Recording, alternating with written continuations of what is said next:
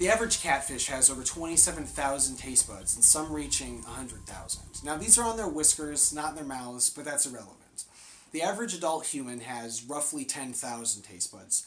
Now, that's a minimum of 17,000 more taste buds than you. So the next time you go catfishing, ask yourself, do I like raw liver and worms? If the answer is no, get that fish a steak. Catfish loves steak.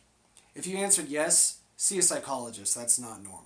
So I got a comment from this user, and he wants to know what are my top 10 video games of all time. Number 10. Silent Hill for the PlayStation 1. This almost defined my childhood. I remember sitting in a dark living room in my underwear, trying to make it through this terrifying game. It was an awful sight, really. And it took me forever to get even a short distance, because I was that scared. I ended up turning the lights on.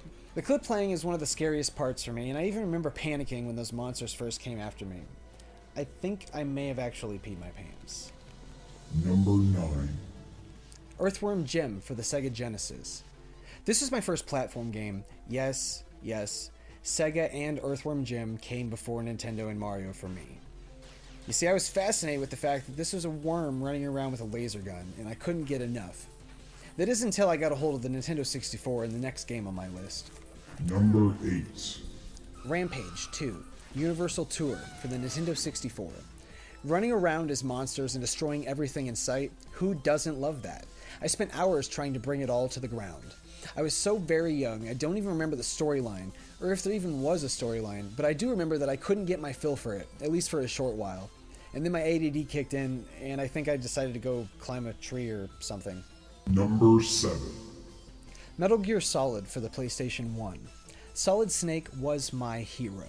This game inspired my cousin and I to become spies, which later evolved into my father sending us on reconnaissance missions to my aunt's house a few blocks away in order to find out where she hid her cigarette lighters.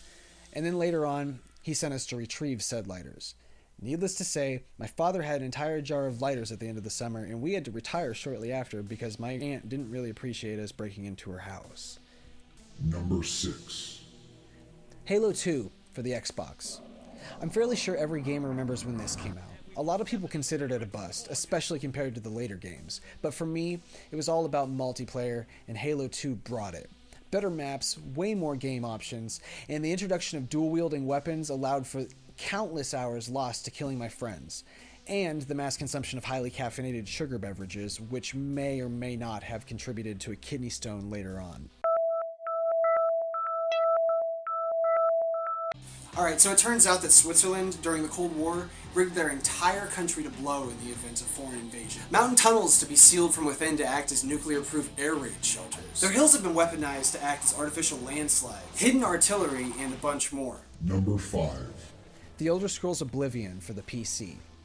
You see, there was a point in my life when I was all about RPGs, and it actually started with Dungeons & Dragons, but that's for another time.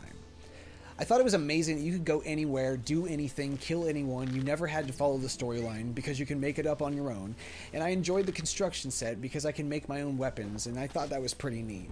Did I mention you could do whatever you wanted? Number 4. Perfect Dark for the Nintendo 64. My memories of this game revolve around going to my best friend's house after school and completely destroying him so much that he began acting like a shyster and hiding the game and telling me that someone stole it when I would come over. At which point I would call his bluff and begin searching for it. He was always so sad and defeated when I'd find it. So that didn't last long, but I did absorb the bots, the poor player controls, and the madness while I could. That story actually still comes up in conversation sometimes. Number 3. Nazi Zambies, Xbox 360. Zombies is all I should really have to say about this, but I'll keep it short.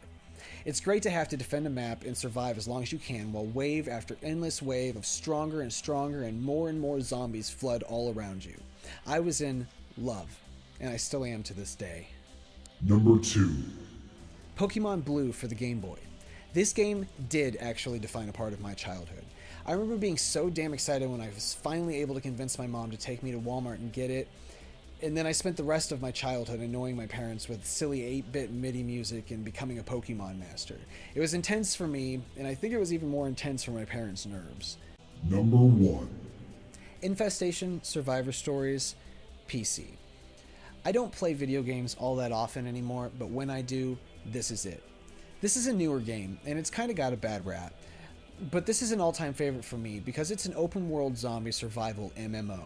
You loot for gear, you kill zombies, and you kill other players and take their loot. If you die, you lose everything, so you kind of have to be cautious and use teamwork and strategy. And I actually recommend playing with another player because it gets kind of boring by yourself. But I still think this game is incredible.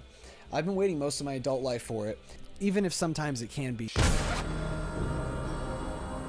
So there you have it, folks. There's the top 10 list of my favorite video games of all time. This next comment comes from, and she wants to know some strange facts about the following. According to the Guinness Book of World Records, the San Alfonso del Mar Seawater Pool, located in Algarrobo, Chile, is the world's largest swimming pool. This also makes it the place most likely for a person to unknowingly swim in someone else's urine, which is gross. Chemicals or not.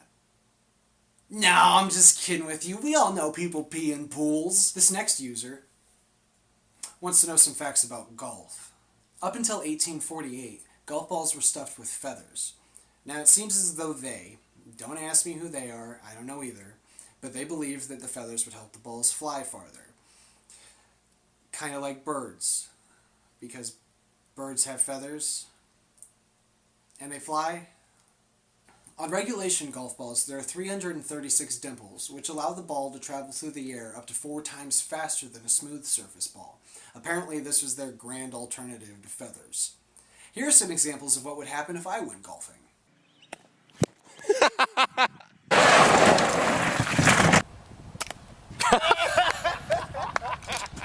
That's it for episode 2 of Cloud Jumper, and thank you for watching. If you want to get in on the next episode, be sure to leave a comment or a video response below with your suggestion, idea, question, or whatever else comes to mind, and I'll try and throw you in the mix. Now let me ask you a question. What was the most embarrassing moment of your life? Don't forget to like and subscribe.